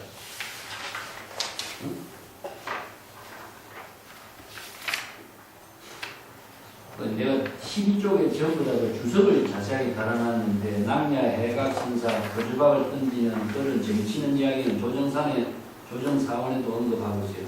풍습으로 예, 물건을 던져서 길흉을 점치는 이런 하나의 그 이야기입니다. 12쪽에 맨 뒤에 가면은 중심수자라는 내가 쭉 달아놨죠. 여기 중심수자는 맷돌의 가장자리에 박혀있는 나무 손잡이. 맷돌을 돌린 데는 이거 나무 손잡이가 돌아가잖아요. 그죠? 요걸 어처구니라고 그러지, 어처구니. 맷돌의 손잡이를 어처구니라고 그러지. 우리나라에 말해 어처구니가 없단 말을 하지. 맷돌 손잡이가 없다는 거야. 맷돌 손잡이가 없다. 경상도 사람들이 얼척이 없다 이런 말을 써요. 얼척이 없다. 이게 어처구니가 없단 말을 줄여가지고 얼척이 없다 이런 말을 쓰는 거예요. 이게 손잡이가 없으니까 맷돌을 굴리지 못하는, 맷돌의 도구를 활용하지 못하는 이런 표현들이죠. 예. 황당하다 이런 말들이죠. 13쪽에 봅시다. 예, 원문에 볼게요. 설불선사는 부처의 지혜를 실행하는 불사문 중에 한 법도 버리지 않았고 이체법을 포용한 주장자, 본래 면목으로 공분사의 삶을 함께 살고 함께 죽는 견지를 설했다. 이건 너무나 내용이 어렵기 때문에 내가 이렇게 의역을 했습니다. 천동갱지선사는 실제의 진여 이법에서는 한 티끌도 받아들이지 않는 입장이지만 향상의 파주와 향하의 방향을 함께 겸비해서 두 법을 나란히 실행하고 일시에 본분사의 지혜의 작용을 드러낸 개성으로 흘렀다.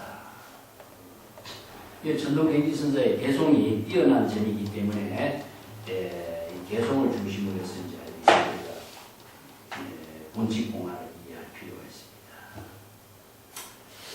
개성을 볼게요. 개성은 14쪽으로 넘어가면 되겠네요. 개성의 내용을 내가 전체적으로 이해를 돕기 위해서 앞에 내가 설명을 했어요. 74구의 개성으로 되어 있는데 이 개성의 재미난 것은 태공망의 고사를 천동갱지가 여기에 활용하고 있고 매기숙제의 고사를 여기에도 활용해서 태공망의 고사는 국가가 형성하는 차별세계, 매기숙제의 고사는 국가가 세망하는 진여평등의 세계를 여기다가 접목을 시켜서 국가가 형성하는 문제에 한 걸음 더 나아가서 태공망, 국가가 세망하는 경기를 중국의 고사인 백이숙제를 가지고 접목을 시킨 거죠. 이게 중국의 그 선생들은요, 이런 중국의 모든 옛날 고사, 역사, 전설을 이게 선의 본문 속에 전부 다 접목시켜서 제시하니까 이해가 얼마나 빠릅니까? 우리는 어렵지만 그 사람들은 너무나 잘 알고 있는 내용을 갖고 설법을 하니까 그대로 그냥 소화를 빨리 시키는 거죠. 자, 그 밑에 봅시다. 파연의 위수에서 기수윤이로다. 파연이란 말은 백발노인을 파연이라고 합니다. 그래서 백발노인 내가 위수라는 것은 강이죠. 그 태공망이 낚싯대를 던진 데가 위수입니다. 위수 강에서 수윤 낚싯대를 던졌다. 요 기라고 하는 말은요, 던졌다 그렇게 보면 돼요. 낚시하다가 일어났다, 막 이렇게 되는데 낚싯대를 던졌. 근데 여기서 일어났다라고 하는 말은 어떤 의미를 두고 있느냐면 주나라의 문왕을 여기에서 만나는 고사가 있어요. 주나라 문왕이라고 하는 어디에 사계 그 밑에 그걸 조금 그 이제 태공망이라고 하는 사람의 이름이 원래 여상이라는 사람이에요. 여상이라는 사람인데 이 사람이 위수에서 낚시질을 하고 자리에서 일어나서 주나라의 태공망이 된 그런 고사를 요 하나의 개성을 얻었는데 이거 국가가 형성한 걸로 줬어요. 그 사기에 보면은 태공세가에 태공망이라고 하는 것은 이건 이제 국가에서 경칭한 이름입니다. 이 원래 중국 그 은나라인데, 은나라, 운나라, 오자가 됩니다. 은나라. 중국 은나라의 말기에 주나라 초기. 주나라의 현인으로 여상이라는 사람이 강태공으로 알려진 사람인데, 이 사람 넓고 가난한 살면서 위수에서 낚시하고 은거를 하고 있었어요. 근데 이제 주나라를 일으킨 문왕이 서백이라는 사람인데, 그 사람 이름이 창입니다. 그래서 문왕이 낚시하고 있는 그 태공은 여상을 만나가지고 그 사람을 이제 국가의 지도자로 스승으로 모셔요. 그래서 이제 그 문왕의 아들인 문왕이 은나라를 공격을 해서 전부 다 멸망을 시키고 주나라를 통일해야 돼요. 그때 주나라를 건립하게끔 국가에 큰 공업을 세운 사람이 누구냐 하면은 여상이라고 하는 사람입니다. 근데 문왕이라는 사람이 이제 우리가 삼국지에 그러니까 제갈량을 이렇게 삼고초려해서 모시는 것처럼 위수에서 낚시질하고 있는 여상이라는 늙은이를 모시게 된 것이 꿈에 나타난 거죠. 꿈에 나타나가지고 그 이야기를 하고 있는 부분이 여기에 들어옵니다. 문왕 서백이 사냥을 나가려고 이게 점을 쳤는데 정계에서 사냥해서 잡을 것은 용도, 이무기도, 호랑이도, 곰도 아니고 잡을 것은 패왕을 보필할 사람이다. 이런 전개가 나온 거예요. 그래서 문왕이 사냥을 나갔다가 위수 북쪽에서 여상을 만나 그와 이야기를 하고 그래서 이제 여상을 모셔서 자기 선대의 대왕인 태공께서 장차 성인이 주나라에 올 것이다. 주나라는 그 성인으로 인해서 흥성하게 될 것이다. 이렇게 예언을 했는데 이 주나라를 흥성하게 할 분이 선생님이십니다. 해서 별명으로 태공망. 자기 선대가 바라는 사람이라는 뜻입니다. 그래서 태공망이라고 하는 존경의 칭호를 올린 거예요. 그래서 제갈량을 모신 것처럼 태공망을 모시고 그래서 이제 주나라의 문왕은 죽고 문왕의 아들 이제 무왕이 주나라의 왕이 되어가지고 자기가 모시던 은나라를 쳐버려요. 은나라를 치면서 태공망의 지도를 받아서 주나라를 건립합니다. 그때에 등장한 인물이 누구냐? 백이숙제입니다. 백이숙제는 은나라에 사람이 있는데 은나라에 살고 있는 문왕하고 무왕이 자기가 모시던 은나라를 패망을 시키고 나라를 세우니까 이거 역적이죠. 그러니까 백이숙제는 주나라의 땅에 있는 것을 부끄럽게 여기면서 주나라의 음식을 먹지 않고 그래서 이제 산중에서 고사리를 꺾어 먹다가 나중에 고사리까지 안 먹는 거예요. 주나라 땅에 있는 고사리다. 이것까지 안 먹었어. 그래서 굶어 죽어요. 그래서 이제 백이숙제는 국가가 쇠망한 역할의 인물로 비유하고 태공망은 국가를 흥성한 인물로 여기에다가 비유해서 읊어요. 이게 이제 또 천동경지의 개성이 들어갑니다. 그래서 이 첫 번째는 국가를 흥성하게 한 사람은 누구냐? 백발노인 여상이 위주에서 낚시질을 하다가 주나라 문왕을 만나서 태공망이 되었다. 그래서 국가를 흥성할 수 있도록 일으킨 주역이 된 것이다. 요 하나의 개성에다 이걸 천동경지가 다 읊어요. 노불헐심이라 노인이가 늙은이가 마음을 쉴 줄 모른다. 여상이 정치 고문이 되어서 주나라의 태공망이 되었고 주나라의 백년대계의 토대를 마련했다. 그래서 마음이 쉴 줄 모른다라고 하는 것은 천동경지선사의 그 본문에도 나오는데 본분사의 지혜로운 생명의 작용을 전진하고 크게 일으켰다. 그런 의미로 착을 15쪽에 있는 것입니다. 15쪽에는 이제 그 배기숙제 고사를 갖고 있어요. 여기 세망의 입장이고 국가 세망의 입장을 하사 수양 청아인이요. 수양산에서 청빈하게 굶어 죽은 사람과 같다고 할 수 있겠는가. 자, 이거 두 가지 고사를. 자, 국가를 hun성한 태공망의 이야기가 배기숙제가 수양산에서 청빈하게 굶어 죽은 사람과 같다고 할 수 있겠는가. 이건 누구죠? 국가 세망이 진영문을 말해요. 그래서 진영문의 입장을 배기숙제로 했고, 자, 생멸문에서 국가를 hun성하는 방편의 지혜를 자유자재하게 펼친 것을 태공망에다 비교해서 읊은 거예요.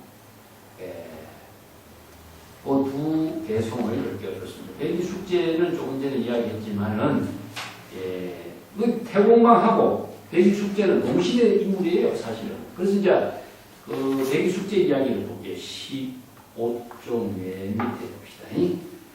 배기숙제 형제는 고죽국의 후광의 아들인데 아버지 아우숙제를 다음 왕으로 삼으려고 했지만 아버지가 죽은 뒤에는 숙제는 왕위를 형 배기에게 양보를 했어요.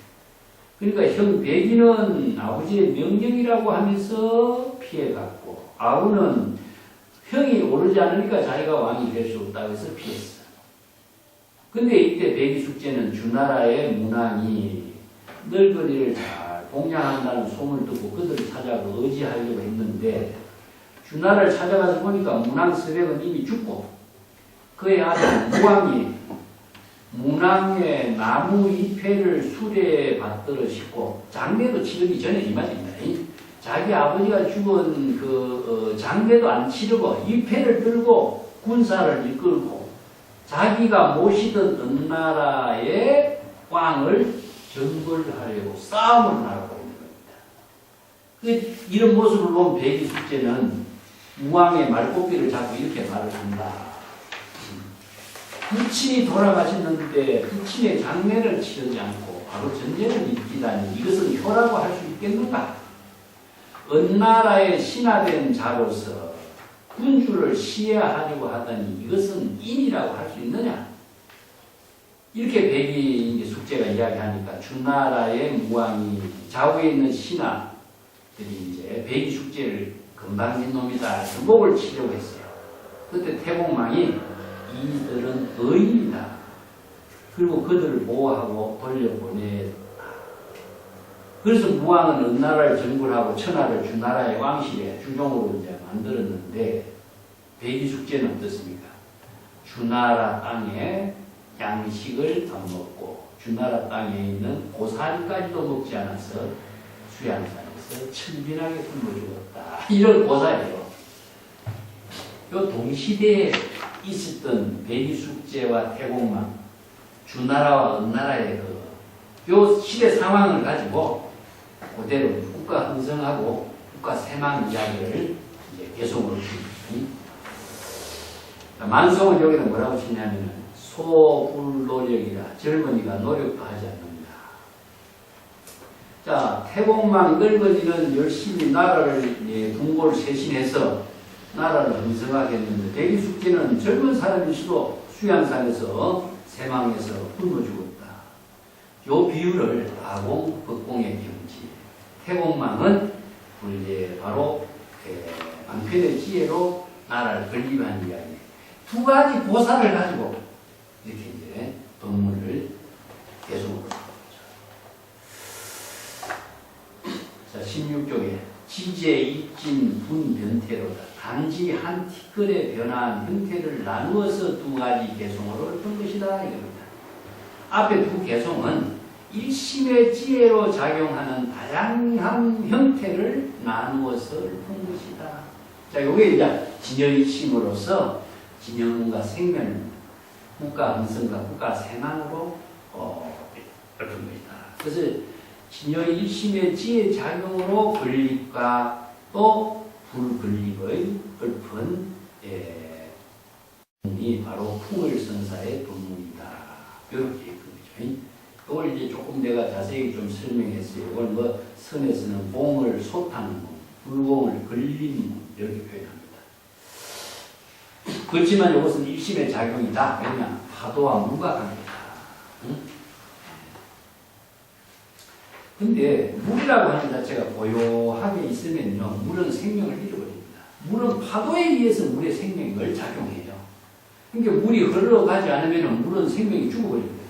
그래서 우리의 마음도 마찬가지라 우리 마음이 고요한 상태로 있다 하면 우리는 죽을 거예요. 그것을 세명으로 표현하고 마음의 작용이 흐르면서 방편의 지혜로 작용하는 힘을 갖게 될 때 바로 본분사의 묘용이 이루어지는 거예요. 그래서 이제 이 부분이 생멸문 가운데서 불지견으로 모든 생명의 작용을 중생심에서 불식으로 전환시키는 겁니다. 이걸 불식에서는 전식, 득지혜. 그래서 차별의 방편의 언어를 가지고 방편의 지혜를 실행하는 힘을 쓸 수 있는 것이 바로 어디 있느냐? 이게 불지견이 있는 거죠. 이게 이제 불법의 근본 대의라는 거죠. 그래서 기실론에서는 경전에서 쓰는 모든 부분은 이렇게 일심을 진여문, 생멸문이 구조 체계로서 딱 체계 있게 정립을 한 겁니다. 그게 경전에서는 무위법으로 차별한다. 그 부분을 말합니다. 자, 17쪽에 봅시다. 고명 훈업의 양난민이요. 높은 명성은 누구죠? 바로 배기숙제입니다. 이제 훈업은 뭐죠? 바로 높은 위대한 공을 세운 것은 태공만. 자, 여기서 높은 명성의 배기숙제와 높은 공을 세운 태공만 모두 이 둘을 우리는 잊어버릴 수는 없다. 잊어서는 안 된다 이거죠. 일심의 묘용이 진여 본심과 방편의 지혜로 작용하는 것을 불법의 대의를 통해서 잊어버리면 안 된다. 이 법에 의해서 바로 일심의 지혜가 작용하는 것이다 하는 것을 잊어버리면 안 된다. 불법의 대의를 잘 법에 의해서 우리 본분사의 삶을 실행해야 된다 이 이야기입니다. 자, 이렇게 일심의 법에 의해서 본분사의 지혜를 작용한 사람이 누구냐? 차후에 방하주장은 설두유저로다. 주장자를 내던지면서 설두가 여기 있다. 이게 뭐냐? 만송이 그러한 삶을 살고 있는 내 모습이 바로 설두와 같은 형지다 이겁니다. 그래서 만송이 그것을 방편의 지혜로 작용하는 법을 그대로 실행해 보인 거죠. 여기도 내가 앞에서 설한 부분을 조금 더 건강경에서 설한 법문하고 선에서는 진영문, 생멸문의 작용을 실행하는 것을 여기 내가 조금 설명을 했습니다. 만송이 주장자를 던지면서 설두가 여기 있다 하는 말은 본칙에서 배기숙제의 높은 명성, 태공망의 공문은 있기 어렵다. 그것은 주장자를 들었다 던지며 설두가 있다, 여기 있다 하는 말 자체가 설두 선사가 주장자와 함께 동생 동사할 사람이 있는가 하는 그 대중에게 법문을 했죠. 만송이 여기 있다. 여기 당신이 찾는 요구하는 사람이 여기 있다는 것을 자기 자신이 이러한 그 본문으로 제시한 거예요. 그래서 이것은 만송이 설두와 같은 경지, 설두가 여기 있다 하는 것은 설두의 지혜작용과 똑같은 경지가 여기서 그대로 나고 그런 경지를 실행하고 있다는 이야기거든요. 그래서 설두가 여기 있다, 설두와 똑같은 불의의 묘용을 펼친 자신의 본분사의 삶을 그대로 제시하고 있다는 이야기. 참 재미나게 그 지혜의 묘용을 펼쳤어요.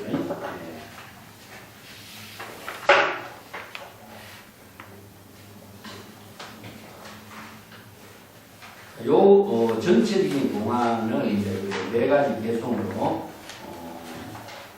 엎은 전부 다 주나라 대공망하고 대기숙제하고 이 고사를 가지고 이제 진영문과 생명을 가지고 이렇게 얽었다 이렇게 평창으로는 거고 18쪽에 만송선사가 천동경이 선사에 대해서 다음과 같이 이제 해서 주나라 문안 서백이 사냥을 나가라는데 점치는 사람이 점괘를 설명했어요.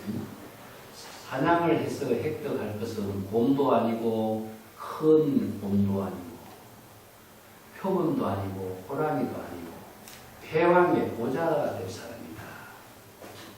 패왕을 보좌할 사람이다. 이런 뜻입니다. 과연 여상, 태공망이라고 하는 사람인데 위수에서 남쪽에서 위수의 남쪽에서 만나게 되었다. 이 양이라고 하는 것은요 남쪽을 한다면 태양이 비치는 그 양인데 우리가 그 양면이라는 이름을 하는 남쪽 지방을 양면 지방이라고 그렇게 표현해요. 서백은 여상을 만나자 크게 기뻐하면서 우리 선군이신 태공께서 일찍이 장차 큰 성인이 주나라로 오실 것이다 라고 예언을 했는데 우리 태공, 선인 태공께서 그대를 희망하신 지가 오래되었습니다. 그래서 이제 여상을 성인으로 모시고 태공이 바라는 인물이다. 태공망. 그래서 태공망이라는 이제 별칭, 호를 주면서 왕사로 추대를 하게 된 겁니다. 자, 그 밑에 일단 백이숙제라는 사람은 고죽군의 두 아들로 왕위를 서로 형제가 양보하다가 마침내 모두가 멸망하게 되었다. 두 사람이 모두 죽게 됐다. 그 뒤로 주나라 무왕이 은나라를 정벌하기로 갈 때 말꽃비를 붙잡고 간청하기를 무왕이 죽어도 장사를 지내지 않고 전쟁을 일으키니 이건 효라고 할 수 있겠는가. 은나라의 신하로서 은나라의 임금을 죽이는 자를 어진 사람이라고 할 수 있겠는가. 그래서 무왕이 좌우에 있는 신하들이 백이숙제를 죽이려고 할 때 태공이 말했고 이분은 거인입니다. 그들을 붙들러 일으켜서 떠나도록 했다. 무왕이 끝내 은나라를 정복하여 천하가 주나라를 따르게 하니 주나라가 이제 종주가 되 천하의 종주가 됐죠. 이 종주가 됐죠. 백이숙제는 부끄럽게 여기고 주나라의 곡식을 먹지 않겠다면서 수양산에서 고사리만 뜯고 먹다가 굶어 죽었다. 태공은 은나라를 공격해서 주나라를 건립하도록 했으니 국가가 흥성한 것이요. 백이와 숙제는 국가를 사랑하고 굶어 죽었으니 국가가 쇠망하게 된 것이다. 이거 상망하게 됐다, 쇠망하게 됐다. 똑같은 거죠. 그래서 현수국사는 누구냐면은 현수법장입니다. 화엄종을 대성시킨 인물이죠. 중국의 화엄 철학을 완성한 인물이 현수법장입니다. 현수국사는 한 티끌을 변화시켜서 100가지 법문으로 쓰였다. 현수법장 저술에 화엄 철학, 이건 이제 화엄 사상 1점 다 다적입니다.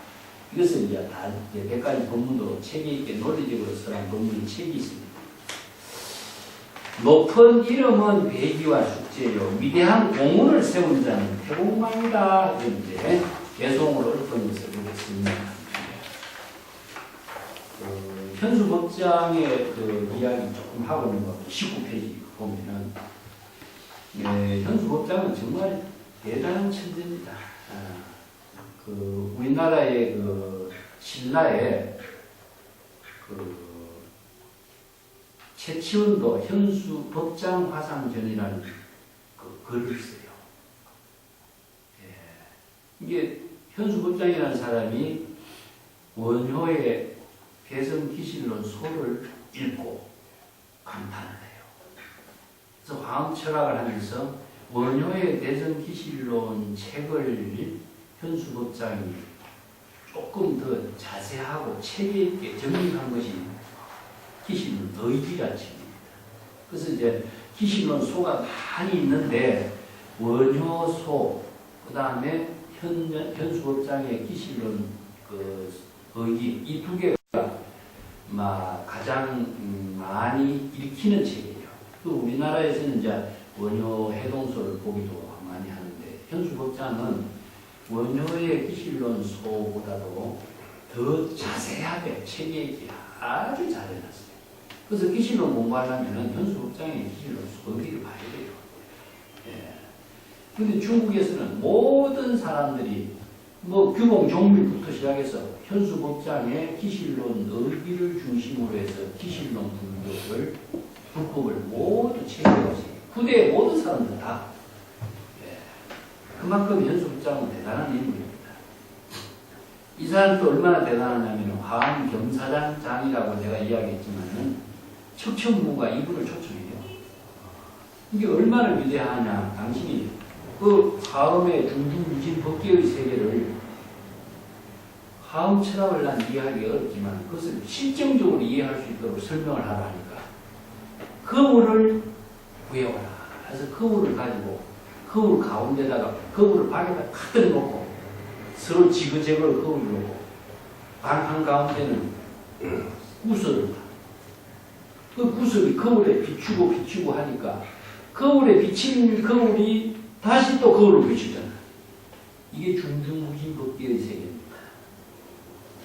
이렇게 해서 척천무가 간파는 거예요. 그만큼 이제 이분은 이제 중국 화엄 철학의 대단한 논리 체계를 설명한 인물이고 참 불교의 역사에서 우리나라에 원효가 있다 하면 중국의 현수법장이 대단한 거죠. 그런데 화엄 철학에서 제시한 것은 뭡니까? 이분이 논리적으로 체계 있게 아주 잘해놨다 입니다. 이 기실론을 논리 체계로 아주 설법을 잘했다. 이걸 왜 현수법장을 데리고 왔느냐? 풍열선사의 법문을 현수법장과 같은 겁니다. 이렇게 체계 있고 불법의 대의를 잘 제시한 사람이다. 이렇게 법문한 거고, 설두는 어떤 사람이냐? 이것을 자기 본분사로 펼친 사람이냐? 이렇게 해서 이제 비유해서 저기 언급을 하고 있어요. 네, 19쪽에 볼게요. 낙고 원한 선사가 촌노인이 문 앞에서 조정의 일을 이야기하지 않는다. 그러므로 편안한 가운데 농사일에 힘쓰지만 일찍 이마 찡그릴 일이었다. 이것은 아까 격앙가에서 이야기했죠.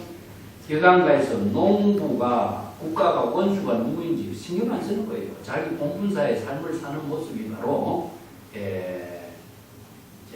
농부의 살인살이다. 그 낙고 원한 선사 이제 협상의 제자인데 여기 낙고 원한 선사가 사실 등장해요. 우리가 다음 측에 낙고 35칙이가 35칙이 낙고가 협산선사 스승을 만나고 협산선사의 본분에 이제 굴복하는 본문이 나와요. 35칙에. 그래서 낙고 원한 선사 대단한 인물이기 때문에 다음 칙에서 우리가 공부하기 합시다. 네.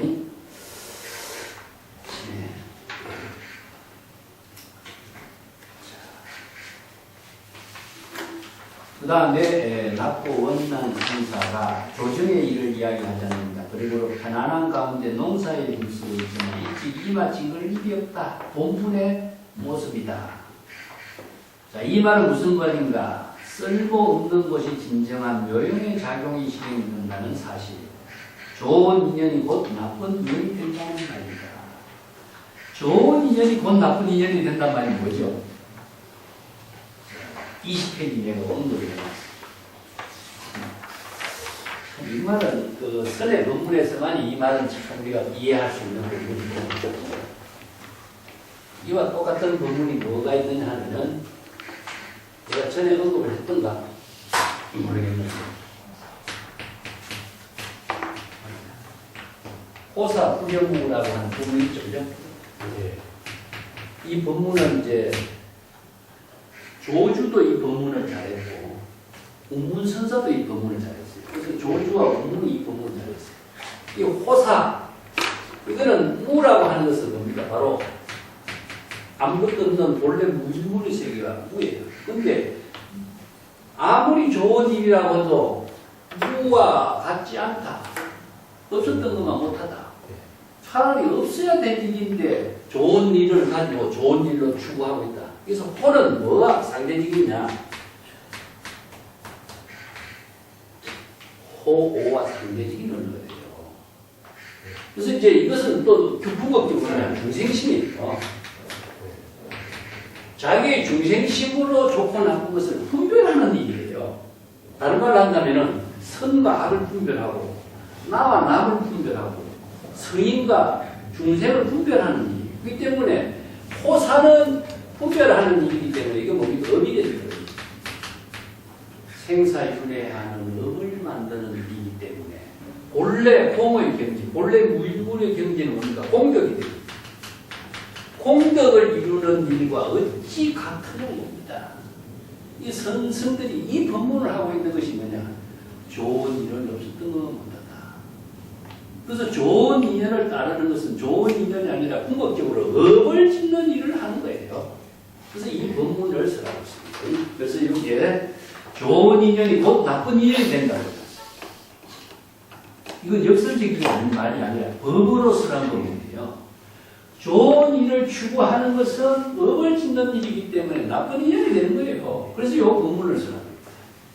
좋은 인연이 곧 나쁜 인연이 되는 일. 예. 자, 이것은 좋은 일은 본래 없었던 건 못하다. 호사불경이라고 쓰란 말과 같은 내용이고. 자, 여기서 풍일선사가 한 티끌을 세워 국가를 형성하며 촌노인의 얼굴을 찐 겁니다.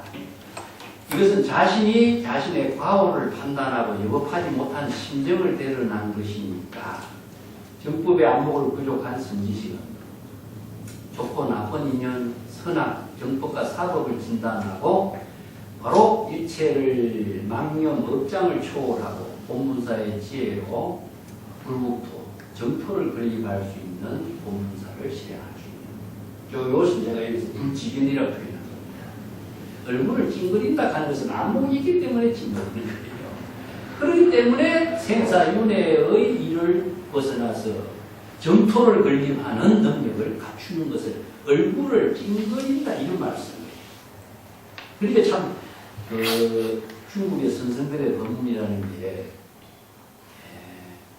법에 의해서 자신들이 가장 잘 아는 고사를 가지고 설법했다. 그래서 오늘 내가 전체적으로 종합한 것이 이제 20페이지 이 부분인데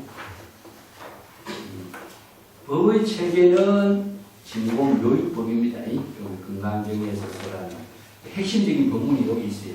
20페이지 내가 풍일선사 법문, 안야경에서 설한 진역법, 진공 묘유의 법문의 핵심이 선생들이 가장 많이 근거로 삼고 있는 법문이 건강경의 무익법에서 차별한다는 말, 억무소주 이신기신, 유마경에서 무주의 근본에서 일체법을 건립한다. 방광반야경에서 등각법에서 움직이지 않고 제법을 건립하는 것을 근본으로 한다.